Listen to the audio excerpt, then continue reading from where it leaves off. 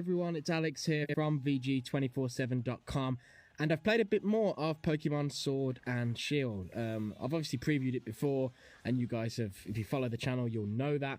But this is a new preview. I've actually played the first 90 minutes, the first hour and a half of the game from the very start of the game. And while I can't talk about everything that I saw, I've got a little bit of new footage for you here of the game in action, and I've got some things I want to say about what I experienced in those first 90 minutes. So let's run down it.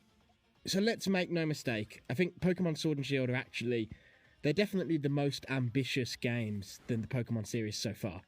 The developers have said they wanted the entire theme of the game to be a quest to become the biggest and most powerful, and that's basically reflected in much of the design of Sword and Shield. So that theme of being big and powerful is present in the quest where you're going to be topping all the gyms and become champion, which of course is tradition, but it's also in the Dynamax feature, which makes Pokemon huge. And it's also really just in the design of the game, in the style of the world that it's set. However, at the same time, Sword and Shield are also really dedicated to certain traditions of the Pokemon series in a way that potentially undermines just a little bit the ambition that's going on at the same time. But the way those two sides of the game interact actually is a really interesting and intriguing end result. So, for example, let's think about the story. The narrative of Sword and Shield, it isn't afraid now to take a break from the gameplay for more proper traditional style cutscenes. So on the opening of the game, you have a character gesturing and he's in a big stadium and there's people cheering in the stands and the camera angle cuts back and forth from those people, the camera moves around. Another really good example actually is when you first meet the starter Pokemon. Rather than just having them pop out of a Pokeball and stand there looking cute, you actually get this cool cutscene that's properly directed and charming and sort of introduces the personalities and even the skill sets to a degree of the Pokemon you'll be choosing from. And that's really, really cool and really, really interesting. The flip side is they didn't want to do voice acting because that was out of the Pokemon game tradition. So, for instance, even though you've got automatically advancing text boxes that sort of give a tempo to the way characters are speaking, and you've got lips flapping in a lip sync sort of way, there's no audio of their voices.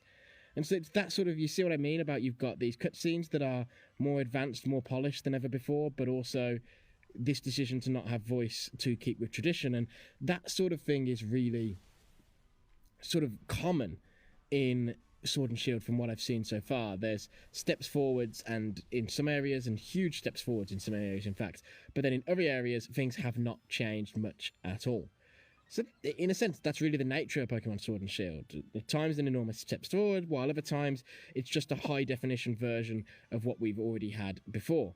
And it's important to understand that about Sword and Shield, I think. It's a far more detailed and beautiful and dynamic world, but once you slide into the battles, it functions and looks much the same as it always has. It's those same static-looking encounters with the canned move animations, even though they've cut Pokemon from this game. So the cutting of Pokemon, where they aren't including every single past creature in this game, it's apparently helped the team to make changes and upgrade some things, but not battles, weirdly. So there's that balance. I mean, it's obviously a traditional Pokemon, so in this opening preview, I kick off in a town, and you're in the Galar region, which of course is roughly based on the UK. You've got a rival character who's your best friend. His brother is actually the current reigning champion, a Pokemon trainer called Leon. And Leon, in a sense, represents what's different about Sword and Shield, because he's this sports star who appears in stadiums in huge Pokemon battles. And so he has this symbol that he throws up in the air that sort of looks a bit like Charizard's head. And you see people in the stands of the stadiums throwing up that symbol to cheer him on and celebrate him. And when he comes back to his hometown where you live, people crowd around the train station waiting for him and throw up that symbol. And again, you have these cutscenes that sort of introduce him. And it feels a bit more almost like the anime, and that even goes down to the late game where we've been told that the end game will resemble the anime more. So rather than the traditional encounters, once you've got all the gym badges, you'll enter a tournament, the same sort of format that Ash tackles in the anime. So I mentioned that the game is set in the Galar region, which is based on the UK, and what's really cool is they really embrace that setting.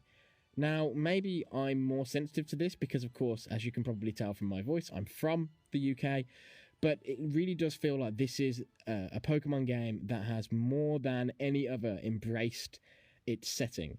So you've got a bunch of, I saw quite a few new Pokemon, and their names and designs are references to British slang, or they're references to the sort of wildlife that I see scuttling around my local park when I walk the dog. It's really cool. And I will say the number of new Pokemon in Galarian forms that I saw in the 90 minutes gives me hope that there's actually going to be quite a few newcomers to this game. The British streak even runs into the dialogue, so people call you mate all the time. When you interact with a TV, they refer to it as the telly, because of course they do. And background stuff in the detail of the world as well. Like there's a stand that sells drinks in the Pokemon Center, and while in the world of Pokemon, those drinks aren't alcoholic, that stand totally looks like a UK pub with sort of the oak bar and all that sort of stuff. When you see and understand the setting in that context, some of the new Pokemon start to make more sense too. Like you look at Wooloo, the sheep Pokemon, and you realize we've had sheep Pokemon before, but not one that looks like this.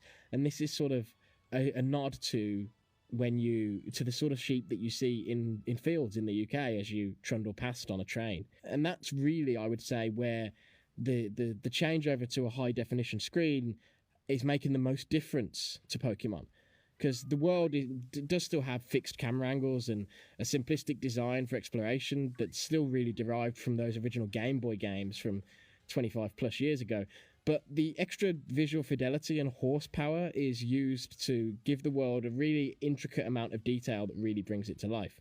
And the world is probably the part of the game that I was most impressed by. Like I say, don't want to, and also in some instances can't, because they want to preserve the surprise, talk about some of the new Pokemon I saw or some of the story detail. But what I will say is early on, the game throws you into the wild area. So if you don't know about the wild area is one place where Pokemon Sword and Shield is doing things quite differently.